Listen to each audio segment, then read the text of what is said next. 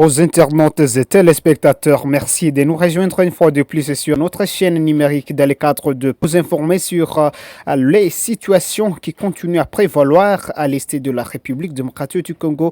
Surtout de partout où vous nous suivez, veuillez vous abonner nombreux sur notre chaîne et dans le cadre toujours de pouvoir trouver nos différentes productions à tout prix que nous posterons de nouvelles informations. Avant de développer notre session informative, abonnez-vous.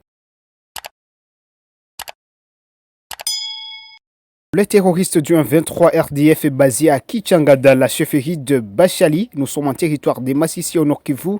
Ce dernier ont procédé aux multiples arrestations de plusieurs civils, prétextant être espions ou membres du mouvement du Wazalendo. Selon les informations à notre possession, il s'agit de jeunes et surtout qui rentrent dans cette zone après plusieurs jours en milieu de refuge et les autres qui s'y rendent pour des visites familiales.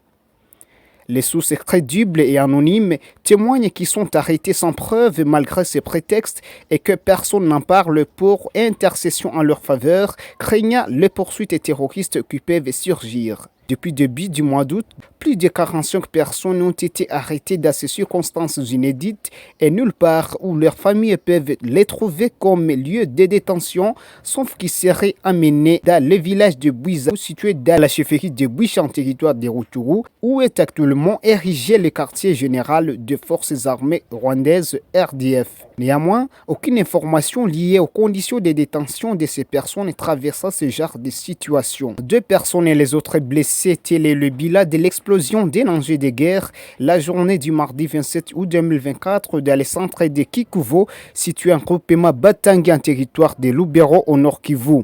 Selon les informations à notre possession, il s'agit d'un engin explosif et dernièrement abandonné par les militaires lors des accrochages intervenus la journée du dimanche 25 août quand les terroristes du M23 RDF prenaient contrôle de cette cité du territoire de Lubero.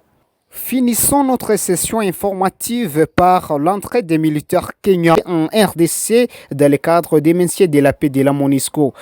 Cette étape agite l'opinion de voir les militaires et a échoué dans la mission de l'EAC et jugé complice du M23 RDF et UPDF revenir en République démocratique du Congo dans les maintien de la paix et dans les mêmes zones jadis trahies. Et Mboussa Mukanda, l'aide notable de la province du Nord Kivu, nous partage son avis dans cette allocution. La même armée revient en RDC aujourd'hui sous la forme de la MONUSCO après 2 ans d'inefficacité dans les Rutshuru, accusée aussi de complicité avec les M23. Cette même armée vient encore provoquer la colère de la population congolaise. Pour dire, nous demandons à l'ONU de pouvoir retirer la force kenyane dans les Nations Unies, vu que ça faisait plus d'une année que cette force avait montré combien de fois il était complice de cette guerre d'agression du M23. Et la même armée veut venir au Congo sous forme de la MONUSCO pour dire c'est la MONUSCO qui veut se mettre à danger.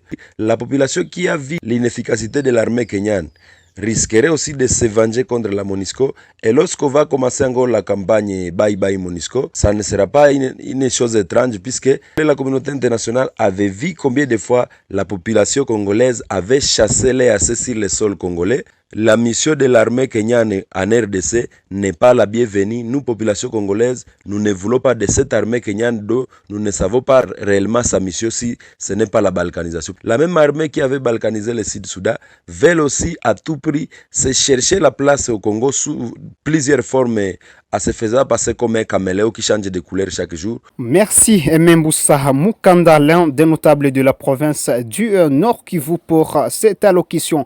Très chers internautes et téléspectateurs, merci d'avoir suivi cette session informative sur notre chaîne qui vous informe à temps réel, qui vous informe de la situation qui prévaut à l'est de la République démocratique du Congo. Pas seulement nous vous informons sur les questions à l'est de la République démocratique du Congo RDC, mais aussi nous vous informons au sujet de la situation qui prévaut en Afrique occidentale, dans la région du Sahel. Très chers internautes et téléspectateurs, merci de vous abonner sur notre chaîne. Nous vous demandons de pouvoir partager nos informations aux autres. Nous laissons vos likes et commentaires. C'est toujours dans le cadre de bien vouloir trouver nos différentes productions à tout prix que nous postons de nouvelles informations. Rendez-vous dans nos prochaines productions.